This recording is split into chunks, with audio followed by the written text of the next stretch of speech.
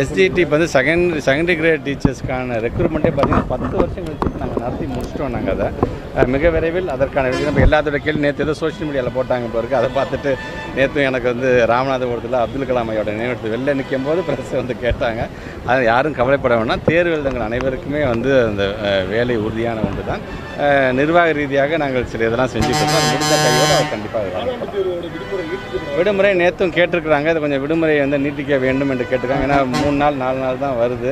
ஏன்னா அதுக்குள்ளே நான் வந்து திருத்த வேண்டும், அதுக்கு தகுந்தாப்போ நான் மார்க் நான் என்ட்ரி போட வேண்டும், அதுக்கான கால அவகாசம் வேண்டும். நேற்று ஈவினிங்காக நம்ம பிரின்சிபல் செக்ரட்டரி எடுத்து சொல்லியிருக்கோம். மோஸ்ட்லி அதுக்கான அறிவிப்பு இன்றைக்கி வரணும்.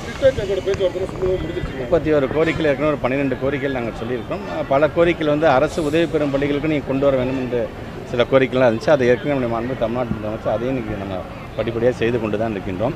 இருந்தாலும் நான் அவர்களுக்கு இந்த நேரத்தில் நான் வைக்கக்கூடிய வந்து ஒரு நன்றி சொல்ல கடமைப்பட்டிருக்கின்றேன், பாராட்டவும் கடமைப்பட்டிருக்கேன். ஏன்னா 27ஆம் தேதி நம்முடைய மாண்புக்கு தமிழ்நாட்டு முதலமைச்சர் நம்முடைய மாண்புக்கு பாரத பிரதமர் அவர்களை சந்திக்க போகிறார், டெல்லிக்கு செல்கின்றார்.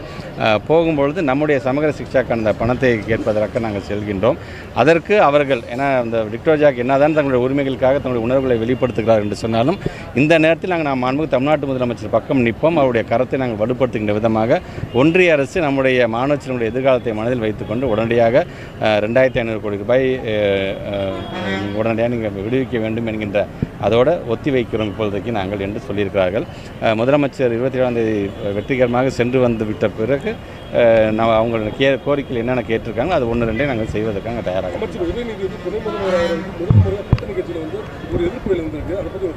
இல்லை, இது அவங்க இதிலே சொல்லிட்டாங்க. ஒரு தனிப்பட்ட ஒருத்தருடைய கருத்து, அந்த கருத்தை முதிர்ச்சியற்ற கருத்து அப்படிங்கிறத நாங்கள் சொல்லலை, அவங்களுடைய தலைமையை அதை சொல்லியிருக்கு. அதனால் அது சார்ந்து நான் எதுவும் கமெண்ட் பண்ண விரும்புகிறேன்.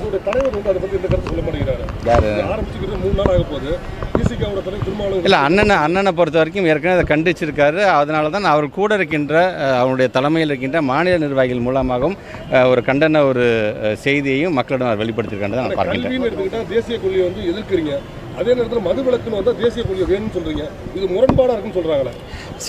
இன்றைக்கி வந்து அண்ணன் வந்து திருமானை வந்து ஒரு மக்களுக்கான ஒரு விழிப்புணர்வு, ஏன்னா ஏற்கனவே நம்முடைய துறையுடைய அமைச்சர் மாண்புமிகு அண்ணன் முத்துசாமி அண்ணன் சொன்ன மாதிரி தான் மக்களுக்கான ஒரு நல்ல ஒரு விழிப்புணர்வை ஏற்படுத்த வேண்டும் என்று சார் நல்ல விஷயம் தானே அவருமே சொல்கிறது, ஒன்றும் தப்பு கிடையாது அதில். ஸோ அதை எடுத்து சொல்லுகின்ற விதத்தில் தான் இது நடக்குதே தவிர இதில் தயவுசெய்து யாரும் அரசியல் கலக்கக்கூடாது என்று சம்பந்தப்பட்ட தலைவரும் சொல்லியிருக்கிறார்கள், சம்பந்தப்பட்ட துறை அமைச்சரும் சொல்லியிருக்கிறார். அதான் என்னோட கருத்தாக பார்க்கிறேன். தேங்க்யூ.